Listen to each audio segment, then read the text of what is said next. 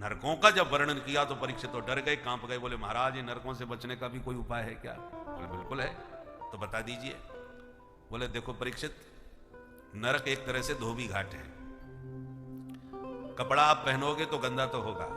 अब दो ही तरीके सफाई के हैं कि साबुन लेके घर में ही साफ कर लो, और फुर्सत नहीं है तो धोबी घाट पर भेज दो।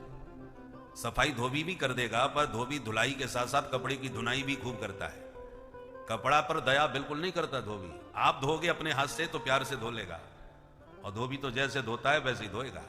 उसी प्रकार ये शरीर भी वस्त्र है, इसमें पाप का दाग लग जाए तो प्रायश्चित का साबुन लगा के उसे साफ कर लेना चाहिए। यदि आपने अपने पाप का प्रायश्चित नहीं किया स्वयं, तो फिर यमराज डंडा लेके बैठे हैं आपकी सफाई करने के लिए, पाप धोने के लिए। और जब जीव के महापापों का दंड यमराज देते हैं, उसके बाद जगत में फिर भेज देते हैं शरीर दे करके आप अपना आगे का काम करो। शुभाशुभ कर्मों का फल तो भोगना ही पड़ता है। परीक्षित बोले महाराज तो एक साबुन कुछ ऐसा बता दो कि हम सारे पाप घर में ही साफ कर लें। है कोई साबुन? बोले बिल्कुल है, तो बताइए। सुखदेव जी कहते नोट कीजिए।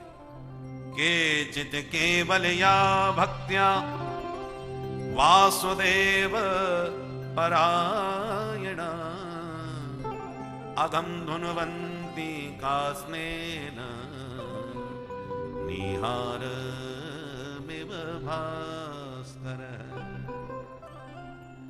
देखो परीक्षित, अंधकार को दूर करने के लिए बहुत प्रयोग किए जाते हैं। कोई दिया जलाता है, कोई बल्ब जलाता है, और संपूर्ण अंधकार तो तभी जाता है जब भुवन भास्कर भगवान सूर्य नारायण का उदय होता है। बिना सूर्य के अंधकार नहीं जा सकता।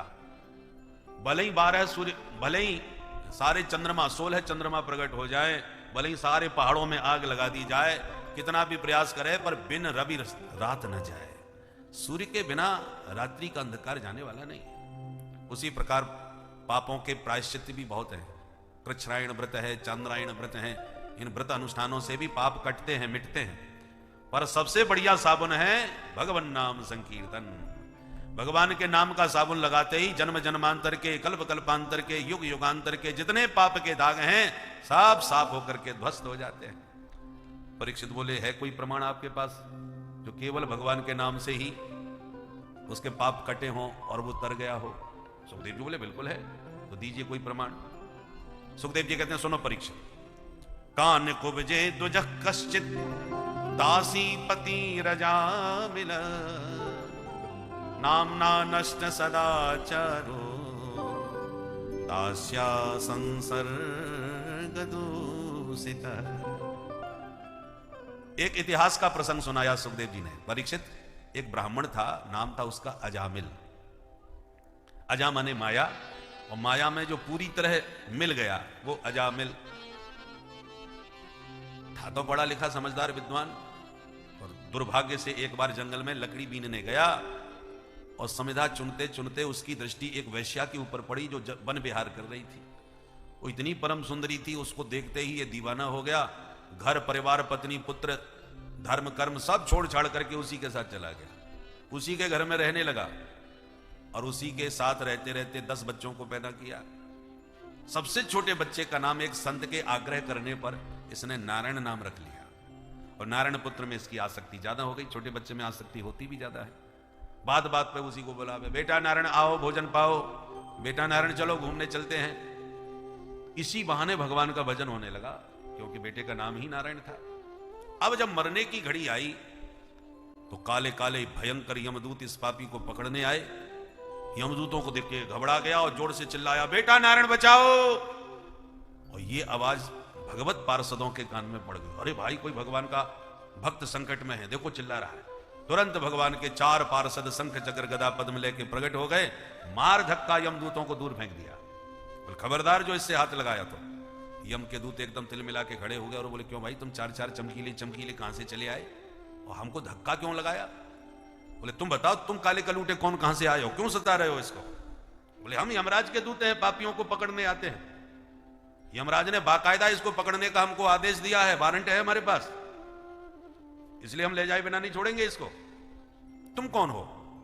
विष्णु दूत बोले तुम अभी हमारे प्रभु के नाम से परिचित नहीं हो क्या? हम श्रीमन नारायण के दूत हैं। और भी इसने कितनी जोर से चिल्लाया था कि नारायण बचाओ, हमारे प्रभु का नाम लिया, प्रार्थना करी, फिर भी तुम इस पर हाथ उठाए। यमदूत बोले महाराज आप धोखा खा रहे हैं, ये तुम्हारे मालिक को जानता भी नहीं होगा।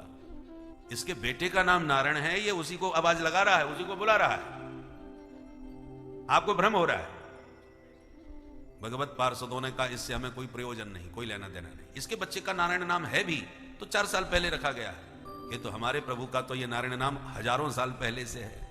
तो पहले यही फैसला हो जाए ये नारायण नाम किसका माना जाए, इसके बच्चे का या हम अपने स्वामी का, किसका नाम माने।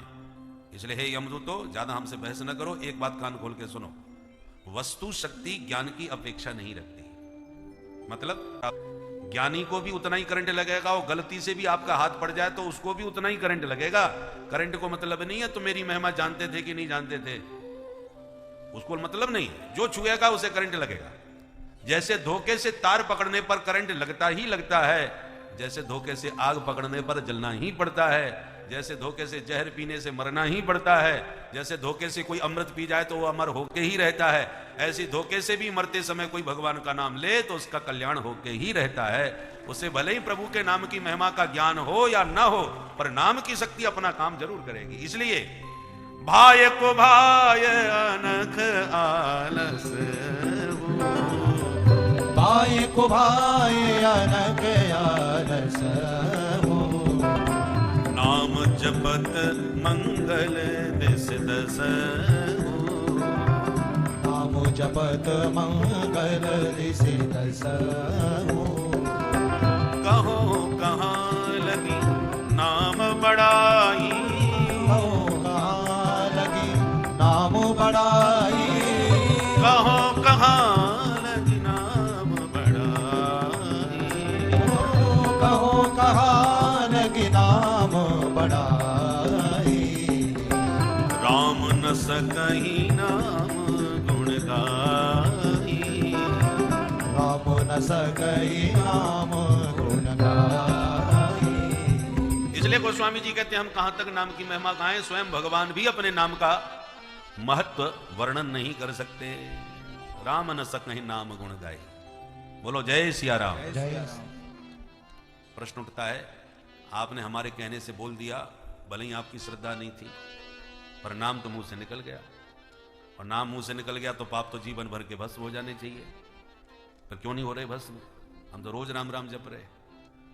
उसका एक कारण है, नाम लेते ही आपके जन्म जन्मांतर के सारे पाप जल के राख हो जाते हैं, इसमें कोई संदेह नहीं। शर्त यह है कि दोबारा फिर कोई पाप न बने, तो एक नाम से ही आपका कल्याण हो जाएगा, दोबारा लेने की जरूरत ही नहीं है। पर हम लोग क्या करते हैं, कथा में आते हैं, खूब राम राम जय सिया राम राधे राधे खूब नाम जपते हैं, सारे पाप भस्म कर देते हैं, और जैसी चलते हैं तो किसी के जूता चप्पल ही पहन के चल देते हैं, तो बाहर ही नहीं निकल पाए कि पाप जहां के तहां सिर पर आ गए। क्योंकि पाप करते ही भस्म सात पाप भी सब बलवान प्रबल होकर के उन्हें जागृत हो जाते हैं। इसलिए शर्त है कि नाम मुंह से निकले, फिर कोई जीवन में पाप ना बने, तो एक नाम ही तुम्हारी तारने के लिए पर्याप्त है। और इसलिए अंत पर जोर दिया जाता है। अंत पर जोर क्यों है? माना कि आपको एकदम चलते चलते ठोकर लगी, और ठोकर लगते ही आपके मुंह से निकल गया हे राम, और राम कहती आपके प्राण निकल गए गिर के। तो एक बार जो राम आपने कहा तो सारे जीवन भर के पाप भस्म, और तुरंत ही प्राण निकल गए, तो पाप दूसरा कोई बन ही नहीं पाया। और जब कोई पाप नहीं बन पाया तो एक नाम ने ही आपको तार दिया। इसलिए अंत काल पर जोर दिया जाता है। अंत काल में प्रभु का नाम मुंह से निकले, ऐसा अभ्यास बनाओ। तो आप ये भी कह सकते हो तो फिर अभी से परेशान क्यों हो, जो मन में आवे सो करो, और अंत में जब देखेंगे मामला कुछ गड़बड़ हो रहा है तो राम राम कह के छुट्टी, अंत में ही देख लेंगे। असंभव। यदि आपने जीवन में भजन नहीं किया तो लाख कोशिश करके भी आपके मुंह से प्रभु का नाम अंत में निकलेगा ही नहीं। इतना सस्ता नाम थोड़ी है, चाह करके भी नहीं निकलेगा। एक बार कुछ बच्चे कथा सुन के घर गए तो देखा उनकी बुढ़िया दादी गड़बड़ हो रही है, उसकी हिचकियां आ रही हैं, जाने की तैयारी में है। तो बच्चों ने घेर के कहा दादी माँ राम राम बोलो, राम राम बोलो, तर जाओगी, महाराज जी से हम कथा में सुन के आए। बुढ़िया अभी मरी नहीं थी, अंतिम सांस उखड़ रही थी उसकी, परंतु कुछ बोल पा रही थी। तो बच्चों ने कहा जब बोल पा रही है तो राम राम बोल दे तो कल्याण हो जाए इसका। दादी राम राम बोलो। बुढ़िया बोली बेटा मुंह पे ना बोलो जाए। बच्चे बोले कि जब इतना बोल गई तो राम राम तो दो दो अक्षर का वाक्य है, राम राम बोलने में क्या तकलीफ है। राम राम बोलो। बोले बेटा मुंह पे बोलो ही ना जाए। बच्चे बड़े परेशान, कितना बोल रही है बुढ़िया, राम राम नहीं बोलती। एक सज्जन बोले पीछे हटो मैं बुलवाऊं, होशियार थे। तो बोले अच्छा दादी माँ ये बताओ आप क्या नहीं बोल सकती। उसने प्रश्न ही घुमा दिया कि जब मैं कहूंगा कि क्या नहीं बोल सकती तो बुढ़िया यही तो कहेगी मैं राम राम नहीं बोल सकती।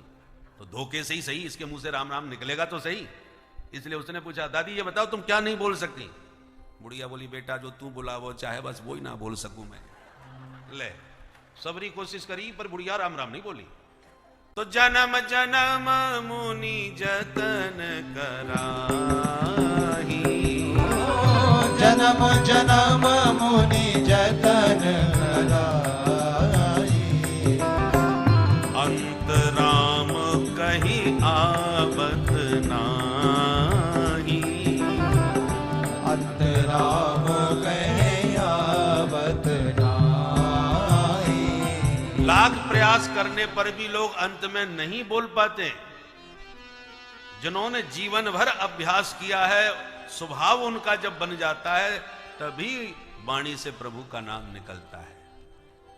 इसलिए महात्मा लोग 24 घंटे सुमिरन करते रहते हैं। अभ्यास में आवे कि ठोकर लगे या गिरे तो दैया मैया ना कहें हे राम हे कृष्ण हे गोविंद हे गोपाल। भगवान का कोई पवित्र नाम वाणी से निकलना चाहिए, ऐसा अभ्यास बना है।